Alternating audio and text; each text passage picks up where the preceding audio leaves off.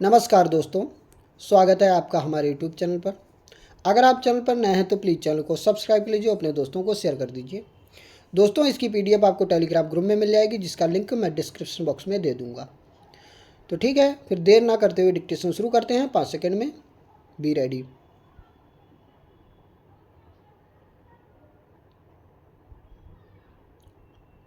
Start. महोदय, केंद्र सरकार लोकसभा से पैसे की स्वीकृति लेती है। पैसा मिलता भी है और पैसा देश के हित में खर्च होता है। मैंने 2 सरकारें सदन के सदस्य के रूप में देखी हैं। बीच के दिनों में हम सदन से बाहर रहे, लेकिन तुलनात्मक दृष्टिकोण से यदि तुलना की जाती है दोनों सरकार के संबंध में, तो यह कहने में कहीं अतिशयोक्ति नहीं होगी कि वाजपेयी जी की अगुवाई में जो सरकार थी, न सिर्फ अर्थव्यवस्था पर नियंत्रण किए हुए थे, बल्कि देश और दुनिया में अपनी एक हैसियत भी कायम करके बैठे हुए थे। देखिए, इससे आप प्रसन्न मत होइए। हम आपकी प्रशंसा नहीं कर रहे हैं। हम बिल्कुल निष्पक्ष आदमी हैं। तुलनात्मक दृष्टि से यदि तुलना की जाती है तो वाजपेयी जी की अगुवाई वाली सरकार जो इस देश में चली, वह जनता में विश्वास बनाए हुए थी। भले ही जनता ने उसे विश्वास दिया नहीं दिया, सरकार बनी नहीं बनी, लेकिन जनता में विश्वसनीयता उस सरकार की रही। हम पूरे देश की स्थिति नहीं जानते हैं, लेकिन बिहार की स्थिति हम जानते हैं। वह इसलिए कि हम बिहार में पैदा हुए हैं। वित्त मंत्री जी, आप जिस नियत से पैसा देते हैं, जो आपका उद्देश्य है, उस उद्देश्य की पूर्ति होती है या नहीं, यह देखा जाना चाहिए। सरकारी पैसे से एक काम जरूर हुआ है कि गांव में भले ही आपकी योजना पूरी हुई हो या नहीं हुई हो, पैसे के बंदर बांट से अब गांव भी थोड़ा खुशहाल हो गया है, क्योंकि बिहार जैसे प्रांत में कोई उद्योग धंधा नहीं है।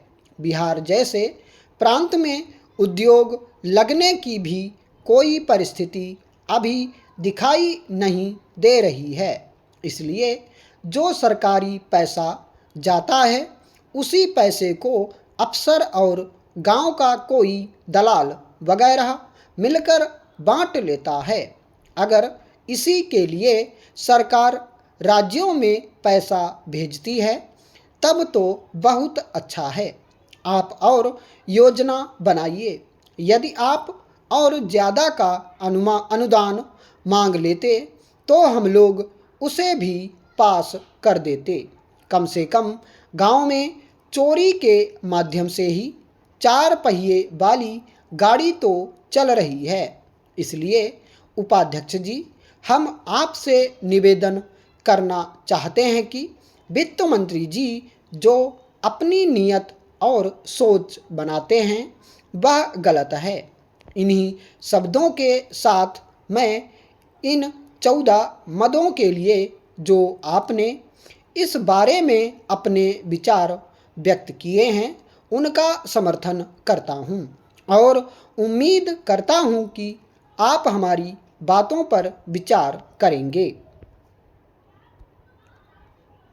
महोदय, सरकार द्वारा अनुपूरक मांगों को पारित करने के लिए लोकसभा में रखा गया बजटीय अनुमान गड़बड़ाने से सरकार को लगातार अनुपूरक मांगों को लाना पड़ रहा है।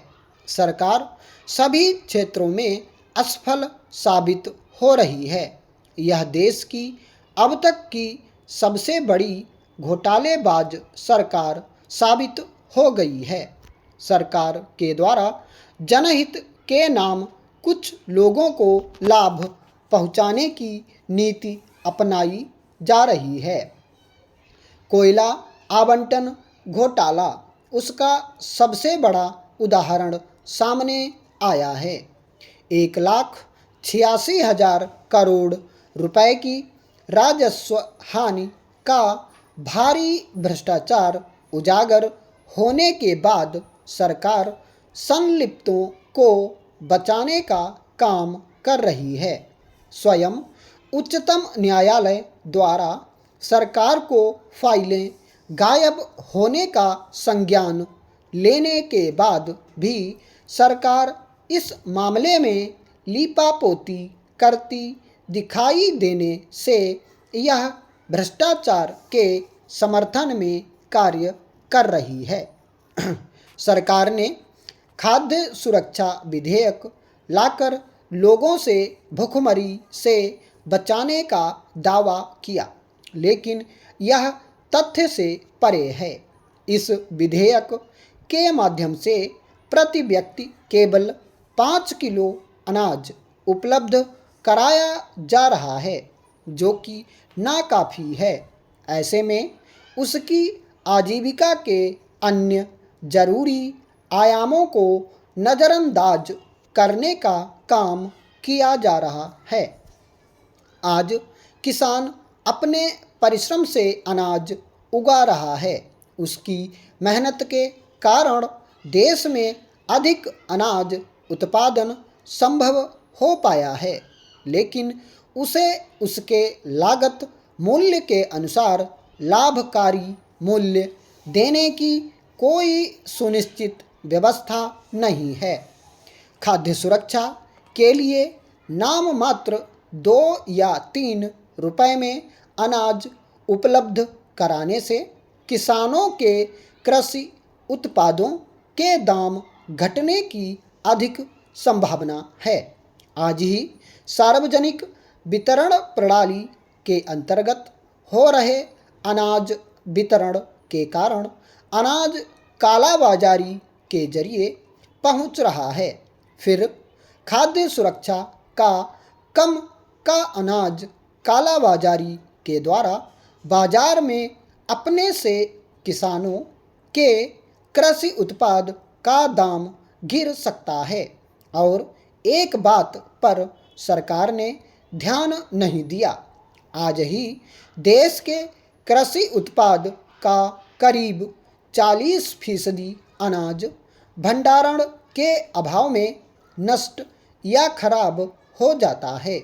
देश में भारतीय खाद्य निगम के पास उचित भंडारण और अनाज वितरण प्रबंधन को संचालित करने के लिए आवश्यक कार्यबल उपलब्ध नहीं किए गए।